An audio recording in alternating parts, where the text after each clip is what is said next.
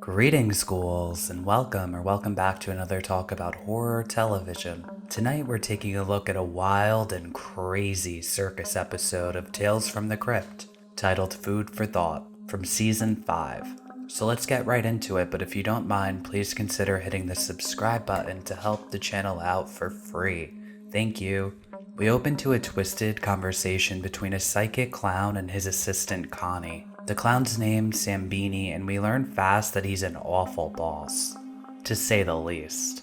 Connie, his assistant, is exhausted, but that doesn't matter. She's still bothered relentlessly by her horrific boss, who can speak to her without moving his lips. He wants to read her mind. This episode is truly weird and even gross at times, so buckle your mental seatbelts, kiddos. Sambini wants to get freaky with Connie, and he makes it abundantly clear with his mind talk. Oh no, not the chocolates.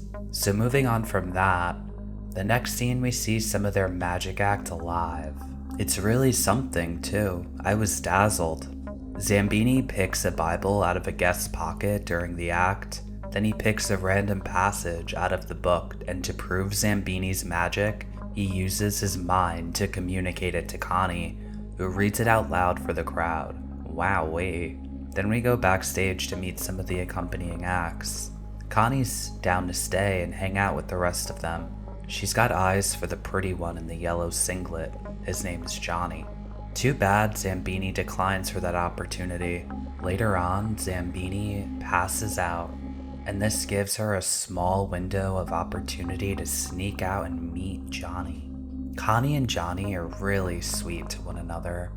They're smitten. Johnny tells her about his cousin in St. Louis with a lead on a neat government job. He wants to help Connie escape her abusive husband and start a new life far from the circus. We learn that Connie married Sambini and that he used to beat up his old assistant before her. This really pains Johnny to hear because he loves her.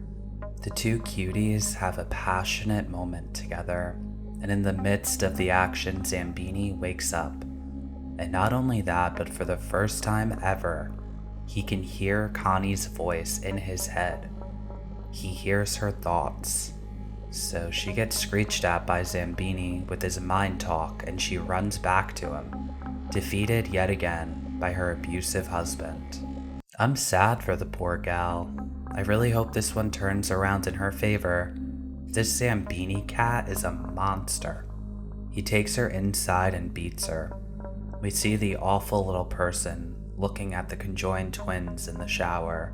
The circus is full of deviants, huh? Johnny notices that the scumbag gave Connie a black eye. This is Connie's final straw, and she tells Johnny she's had enough and plans to leave her abusive husband once and for all.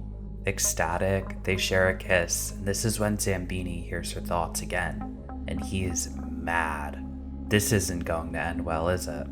Johnny says goodbye to his gorilla friend since he plans to leave in the morning, which gives the horrid Sambini the opportunity to dump a bucket of fuel on Johnny, and he torches him to smithereens. I can't think of a worse fate. So he goes up in flames like a Roman candle in a horrendous display, but great effects here. Sambini goes back inside and Connie hears the commotion outside. She runs out to see what happened, and she knows what happened. She packs a bag quickly and leaves the trailer, rightfully so. So, as later on, Sambini drinks himself silly in the next scene. He uses his mind talking to try to get his wife to come home, to no avail. However, she does finally answer him, and she tells him she's coming home. We see something strange up on the roof.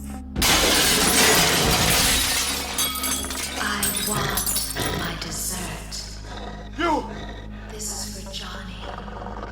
I want to taste your mind.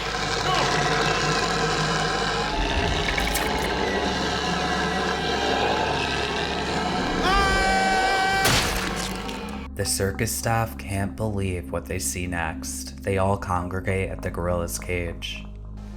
Oh my god!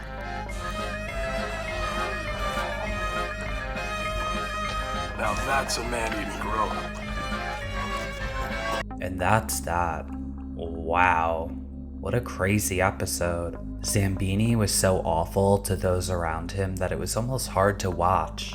But this is Tales from the Crypt after all, and we all know the comeuppance goes hard. Poor Connie really went through some horrible moments in this circus, and I cared for her dearly by the end. Like, no one needs to deal with the Zambinis of the world, I feel. He was an awful partner and thought he owned her. Unreal. I think this one stands out for the setting and the very strong performance of Ernie Hudson, who played Zambini. Wow, he's really good. The makeup was also fun and spectacular and fit in a circus, and it really helped sell it. The episode felt pricey and done to the nines, which I think translated into a visually stunning and well-performed piece. So even though I didn't love the story, I'm gonna rate this one a 7.8 out of 10. It's certainly above average, yet the story, it's almost too depraved for me to get through.